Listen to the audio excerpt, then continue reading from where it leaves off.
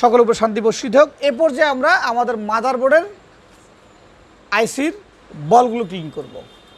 আইসি উঠানো, আইসি ক্লিন করা শেষ, এবার মাদারবোর্ডের বোর্ডটা ক্লিন করা শেষ করব এখন আমরা। ওকে, কি করব আমরা? ওই সেম যেভাবে আমরা আইসি ক্লিন করেছি ঠিক সেম প্রসিডিউরে প্রথমে কি করব, হালকা করে কি করব, পেস্ট দিয়ে কি করব, বলগুলো উঠিয়ে নিব। যে বলগুলো উঁচা আছে বলগুলোকে একটু উঠিয়ে নিব, একটু পেস্ট দিব হালকা করে। ওকে, দেখো খেয়াল করছো পেস্টটা কত ময়লা, খেয়াল করছো পেস্টটা কত ময়লা।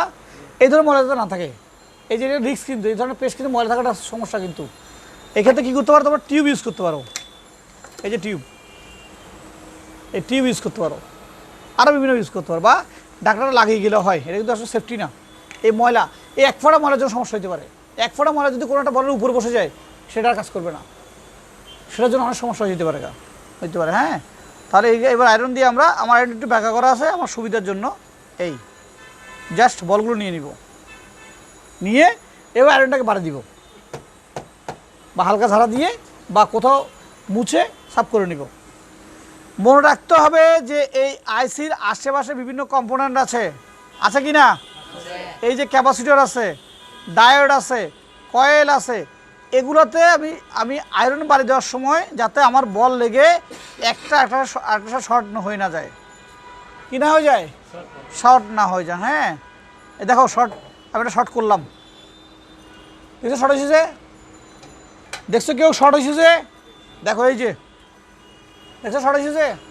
হ্যাঁ, এখন তুমি কোনো কারণে আইসিটা সাপটাপ করে লাগাই ফেললে, এই শর্টটা দেখো নাই। হ্যাঁ, কী হবে, সেটটা খুলেছো তুমি চার্জিংয়ের জন্য, লাগানো পর সে ডেড বা শর্ট, যদি দুটোটা লাইনে হয় শর্ট হয়ে যাবে। সো এই ধরনের যাতে বেজে না যায়, অ্যালার্ট হবা। দেখো অলরেডি বেজে গেছে। হ্যাঁ, এই আঠা তো সেই আঠা, লাগলে আর ছুটে না। যাক, এটাকে তোলার জন্য আলাদা রাস্তা আছে, ওই রাস্তা পরে যাবো আমরা। হ্যাঁ, দেখো লিড কিন্তু খুলতেছে না, এটা তোলার জন্য ভিন্ন ট্রিক্স আছে। আগে আমরা বাকি বলগুলো একটু উঠিয়ে ফেলি। ওকে, বল উঠানো ক্লিয়ার, কিন্তু বল কি হয় নাই, ক্লিন হয় নাই, সমান হয় নাই। এই সমানের জন্য আবার ডিসোল্ডার। আগে আমরা ডিসোল্ডার ইউজ করছি এটা বড়গুলোর জন্য, বা বড় জায়গায় যেখানে ইউজ করতে পারবো সেখানের জন্য। এবার ইউজ করতে ছোটোটা, এই যেটা চিকনটা, এই যে চিকন ডিসোল্ডার, এটা দিতে হবে, এটা। ওকে, আমরা মাইক্রোস্কোপ দেখাইনি, এই যে দেখো এটা একটু চিকন, আগেটা কি ছিল মোটা, এটা একটু চিকন।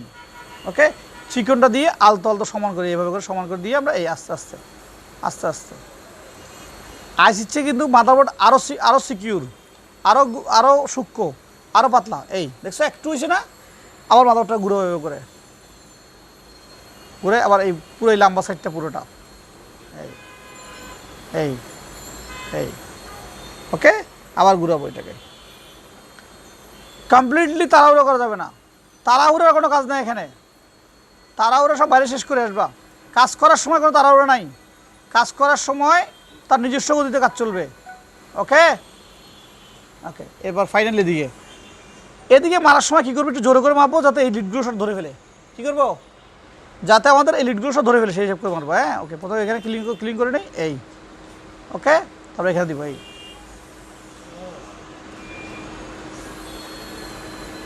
গেছে। ওকে, শর্ট চলে গেছে এখান থেকে, আরেকটা ফিনিশিং করে দিই।